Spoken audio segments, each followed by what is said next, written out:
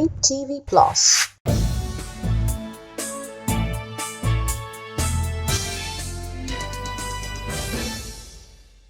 You are watching Evening News Update on Flip TV Plus. Here are the headlines. Lagos offers free vaccination to hunters, pets owners. Abia government funding Obi'S court case. APC group Alleges. Soludo renames Anambra Airport after Chinua Achebe. Bajabanola speaks on 25,000 naira provincial pay rise for low-grade federal workers. Lagos seals Lekki malls over environmental infractions. Now the news in details. The Lagos State Ministry of Agriculture launched the free human vaccination for veterinary doctors, hunters, pet owners and other veterinary personnel at the 2023 World Rabies Day celebration themed All for One, One Health for All. Photos from the launch were shared on the official Facebook page of the Lagos State government on Monday. The event, which is meant to prevent contact of the disease, is in collaboration with the Federal Ministry of Agriculture and Food Security and Regional Disease Surveillance Systems Enhancement. According to the post, it was held at Necker House, Ikeja, Lagos State. Moving on.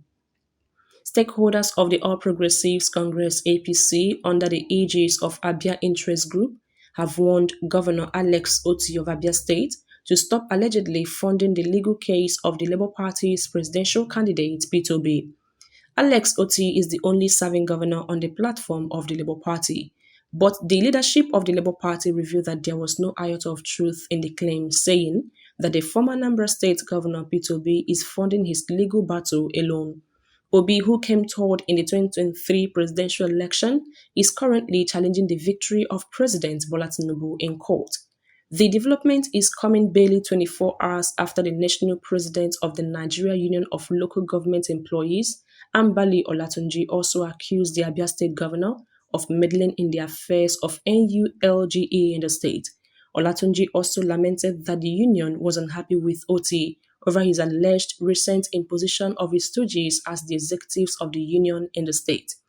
Addressing a press conference on Sunday, the group reiterated its claim that if the state governor was allowed to continue funding Obi's presidential case, it would have a negative effect on the economy, welfare and development of the state.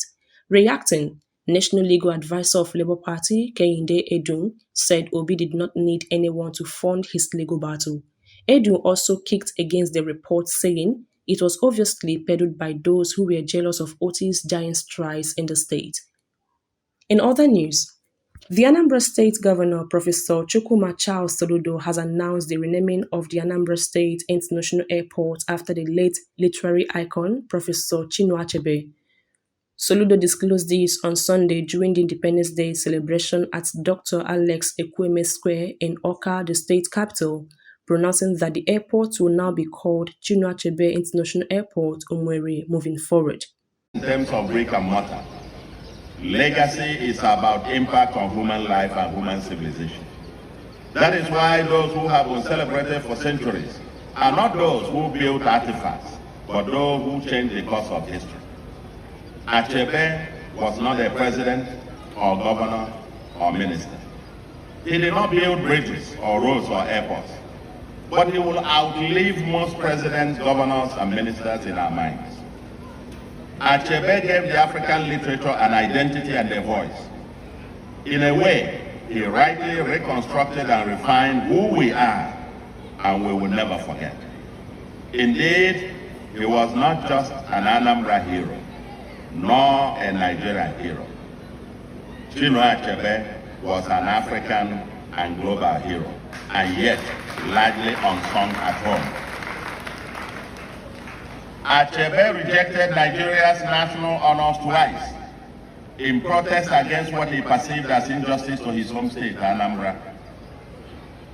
Today, Anambra will finally honor Chinua Achebe.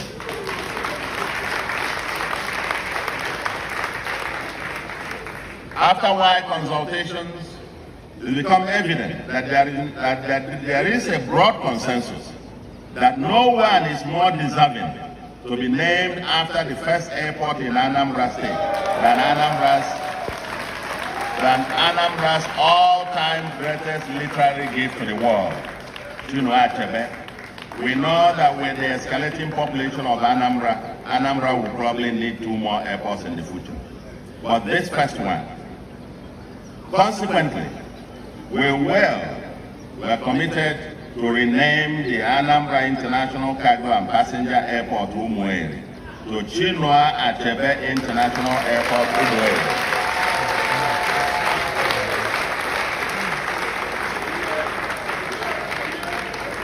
Yes, it has to be an international airport, and we hope to work with the federal government to give full effect to its international status. Moving on, the Chief of Staff to President Bola Tinubu, Femi Gbajabiamila, has announced that the 25,000 naira provincial pay rise for low-grade federal workers as intervention will now cut across all levels of workers. President Bola Tinubu, in his Independence Day broadcast, announced that low-grade workers will receive an additional 25,000 naira on their salaries for next 6 months as part of measures to cushion the economic hardship being experienced since the removal of the petrol subsidy. The low-grade workers being junior workers from grade level 1 to 7. The leadership of the Nigerian Labour Congress (NLC) had a meeting with a federal government delegation who are seeking ways to avert the October 3rd indefinite strike. After the meeting, Gbajabiamila spoke to newsmen where he mentioned that the increase will now cut across all workers. Let me first of all, on behalf of government and on behalf of Labour, thank you and commend you for the long hours you've been here. We've been at closed door meetings with Labour and government side since 3 o'clock. We're now at 7 o'clock, so it's been a 4-hour meeting. A lot of issues were addressed. Issues that concern the Nigerian worker, the average Nigerian worker, pertinent issues. I can't begin to drill them out here. But I am happy to say that after 4 hours, we have reached certain agreements that denote the benefit of the Nigerian worker. Agreements on wage deal, agreements on committees, on salary increment, agreements on the CN bosses, agreement on several other things, I believe, both TUC, Labour, and government side.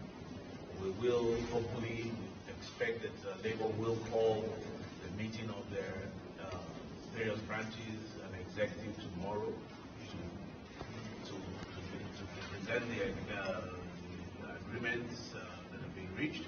And we pray and we believe and we hope that the strike will be called off on Tuesday. So I want to once again thank Labour for taking time out on a good Sunday like this, when they should be with their family, to come and discuss in the interest of the workers. Thank you very much.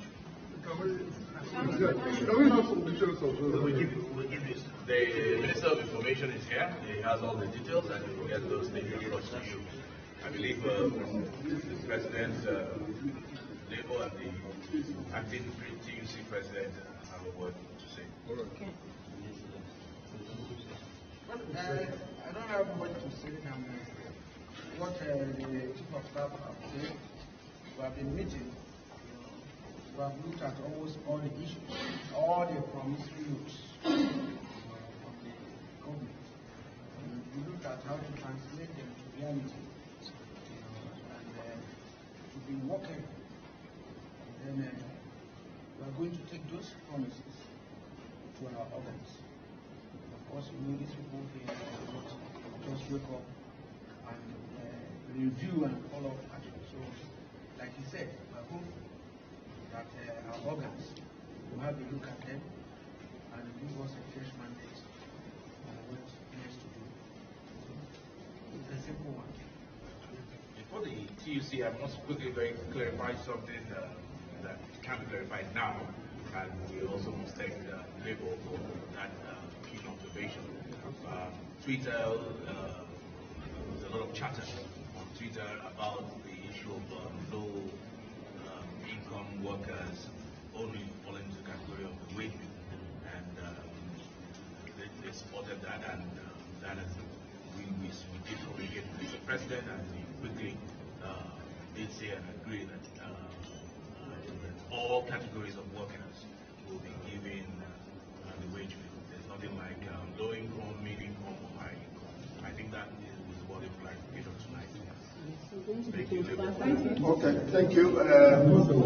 Let me, on behalf of the TUC, also point out to the fact that we've had a series of conversations surrounding the issue raised, and we do hope that by tomorrow we are going to get across to our organs so that we can also look at it and proselytize ideas and see the way forward. I'm sure we are coming back again tomorrow for that.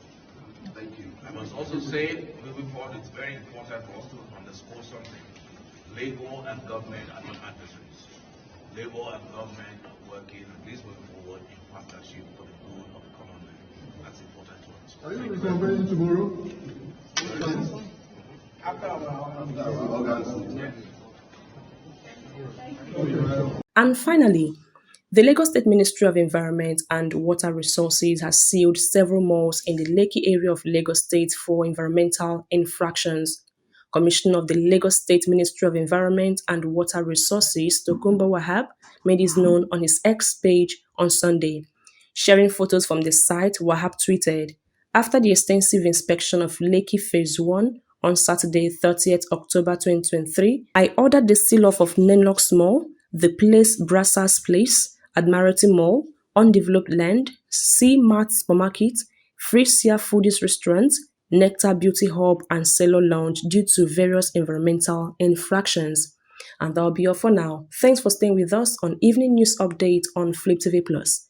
Do want to subscribe and turn on the notification bell for more reports as they drop. I am Gladys Aluzin reporting for Flip TV Plus. Goodbye for now.